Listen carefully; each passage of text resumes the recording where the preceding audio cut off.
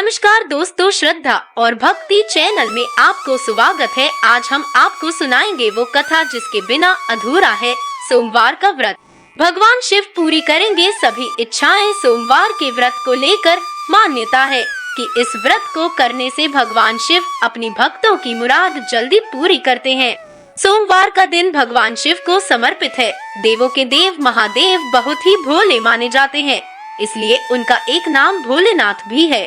पौराणिक मान्यता अनुसार भगवान शंकर को प्रसन्न करने के लिए किसी भी तरह के खास विशेष पूजन की आवश्यकता नहीं होती, क्योंकि कहा जाता है कि वह तो भोले हैं और भक्त की मन से की गई क्षणिक मात्र की भक्ति से ही वह प्रसन्न हो जाते हैं। अगर आप भी शिव की भक्ति और कृपा पाने के लिए सावन के सोमवार का व्रत करते हैं तो इस कथा से भोलेनाथ को प्रसन्न कर सकते हैं। एक बार किसी एक नगर में एक साहूकार था। उसके घर में धन की कोई कमी नहीं थी, लेकिन कोई संतान न होने के कारण वह बहुत दुखी था। संतान प्राप्ति के लिए वह हर सोमवार को व्रत रखता था और पूरी श्रद्धा के साथ शिव मंदिर जाकर भगवान शिव और माता पार्वती की पूजा करता था। उसकी भक्ति देखकर एक दिन माँ पार्वती प्रसन्न होकर भगवान शिव से साहूकार की मनोकामना पूर्ण करने का निवेदन किया। पार्वती जी के आग्रह पर भगवान शिव ने कहा कि हर पार्वती, इस संसार में हर प्राणी को उसके कर्मों का फल मिलता है और जिसके भाग्य में जो हो उसे भोगना ही पड़ता है। लेकिन पार्वती जी ने साहूकार की भक्ति देखकर उसकी मनोकामना पूर्ण करने की इच्छा व्यक्त की।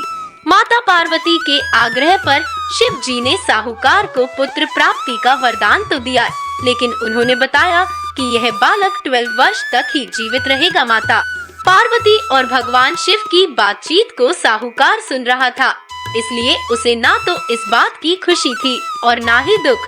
वह पहले की भांति शिव जी की पूजा करता रहा।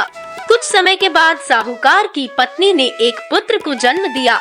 जब वह बालक 11 वर्ष का हुआ तो उसे पढ़ने के लिए काशी भेज दिया गया।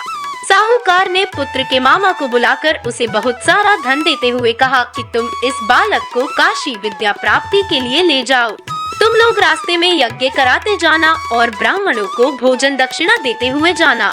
दोनों मामा भांजे इसी तरह यज्ञ कराते और ब्राह्मणों को दान दक्षिणा देते काशी नगरी निकल पड़े। इस दौरान रात में एक नगर पड़ा जहाँ नगर के राजा की कन्या का विवाह था, लेकिन जिस राजकुमार से उसका विवाह होने वाला था वह एक आंख से काना था।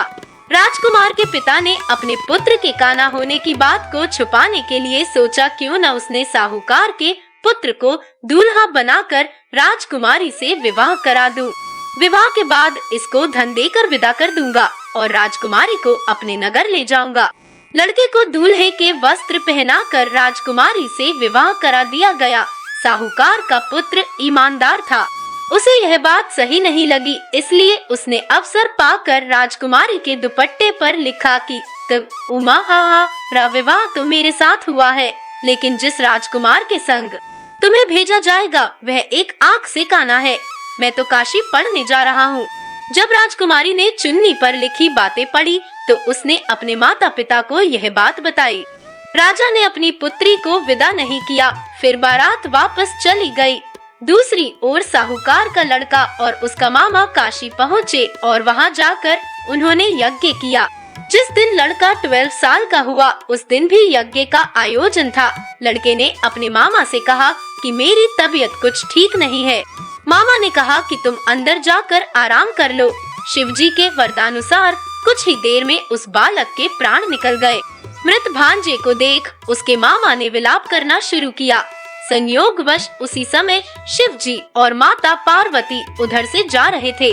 पार्वती माता ने भोलेनाथ से कहा, स्वामी, मुझे इसके रोने के स्वर सहन नहीं हो रहा। आप इस व्यक्ति के कष्ट को अवश्य दूर करें। जब शिव जी मृत बालक के समीप गए तो वह बोले कि यह उसी साहूकार का पुत्र है जिसे मैंने 12 वर्ष की आयु का वरदान दिया था। अब इसकी आयु पूरी हो चुकी है, लेकिन मातृ भाव से विभोर माता पार्वती ने कहा कि हे महादेव, आप इस बालक को और आयु देने की कृपा करें, अन्यथा इसके वियोग में इसके माता पिता भी तड़प तड़प कर मर जाएंगे। माता पार्वती के पुण्य आग्रह पर भगवान शिव ने उस लड़के को जीवित होने का वरदान दिया। शिव जी की कृपा से वह लड़का जीवित हो गया। शिक्षा पूरी करके लड़का मामा के साथ अपने नगर की ओर वापस चल दिया। दोनों चलते हुए उसी नगर में पहुँचे जहाँ उसका विवाह हुआ था। उस नगर में भी उन्होंने यज्ञ का आयोजन किया।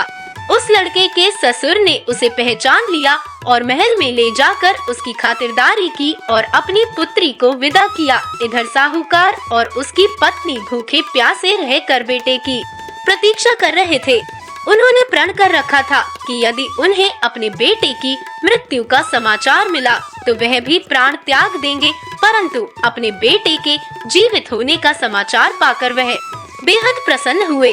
उसी रात भगवान शिव ने साहूकार के स्वप्न में आकर कहा, हे श्रेष्ठी, मैंने तेरे सोमवार के व्रत करने और व्रतकथा सुनने से प्रसन्न होकर तेरे पुत्र को लंबी आयु प्रदान की है।